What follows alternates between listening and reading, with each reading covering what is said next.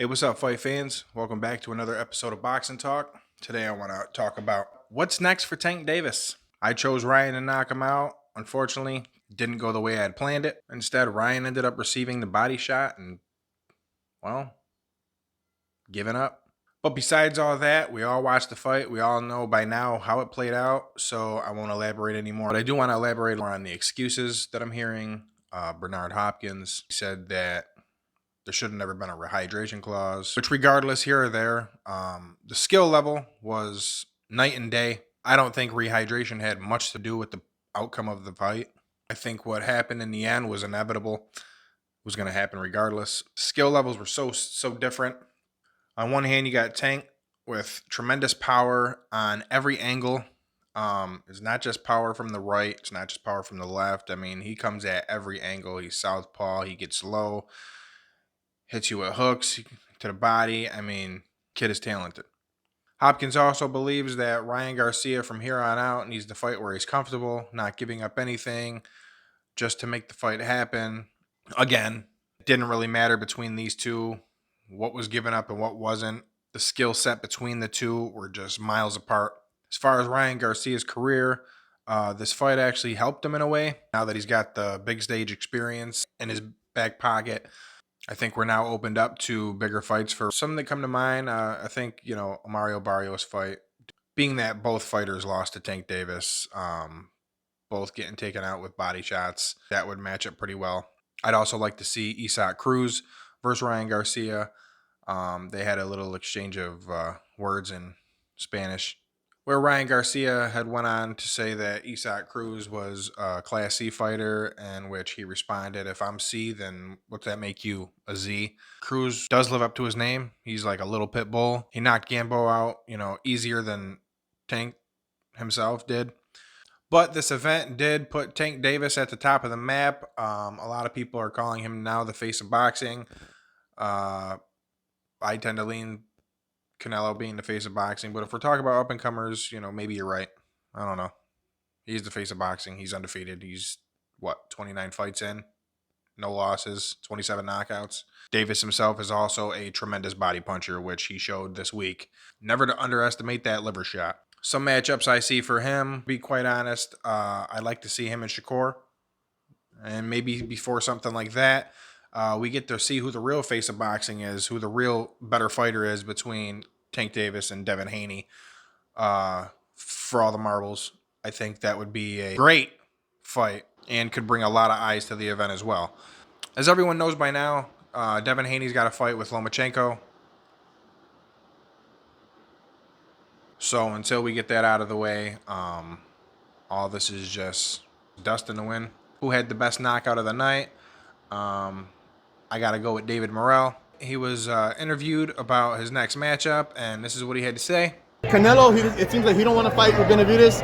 Are you going to fight Benavidez in September? Yeah, 100%. That fight is pretty much a done deal, you think? Yeah, 100%. Like no half everything.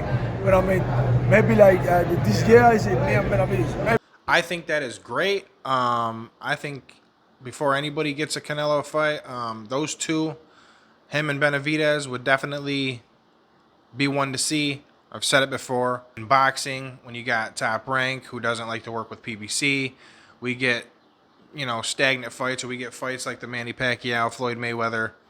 That happens way too late because, promoters don't want to work with each other. Bunch of different factors. It needs to get to a point where top fighters fight the top fighters. If not, strip the belts. Stop sitting on the belts. Stop waiting years to get fights done. Get them done at the moment while everything's being talked about. When you got your fans having conversations about who's going to fight who, as a promoter, I'm trying to get those fights made. That's what needs to happen. David Benavidez has great knockout power. Caleb Plant kind of disrupted that with all the clinching. David Benavidez is also known to start off slow a little bit.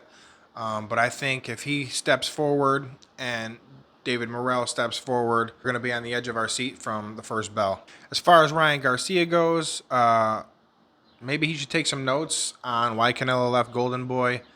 Possibly look at getting a different trainer. No disrespect to Joe Goosen, but he didn't bring out the best of Ryan Garcia. He just doesn't have the light that fire under somebody when they need it. Oscar De La Hoya and Bernard Hopkins leaving the event, leaving him there by himself. My security team told me, boss, we got to get the fuck out of here because I received death threats. You guys don't know this. I received death threats throughout the whole week, and they just said it was simply too dangerous, so we got out of there. These days, I'm starting to look at Oscar De La Hoya as a clown, to be honest with you. He said himself Ryan was going to do A, B, and C, then turns around and leaves him, says he was receiving death threats, but it's funny, you stay at the fight up until the point that Ryan loses, and then all of a sudden you come out with the excuse that you receive, all that just seems pretty corny to me. And to hell with him and his promotion and Golden Boy. I can see why he's really not a likable person. So that being said, I just wanted to make this video real fast to talk about the David Morrell Benavidez possibility, some matchups for Ryan, some matchups for Tank, what their future holds. Oh, and Rolando Romero. Let's be honest, man. Tank's toughest opponent by far has been me. Me and him are gonna run that shit back. I'm gonna get my world title May 13th, and then me and him gonna run that shit back. That seems a little punchy to me. I feel bad for him. I want to like him. I want to see him do well, but They do not strike my mind at all. And you'll still probably never wind up fighting them either. I don't care about that. Got it. And nor does the boxing world. he's got a mind. It's literally like talking to a kid when I see interviewers ask him questions and how he answers. And hell, him and Ryan Garcia could even go at it and see really who's the best. But yeah, that's about it for this episode. Those who watch, thank you. As always, again, subscribe if you haven't. I'm Kirk. This is Boxing Talk, and we're out.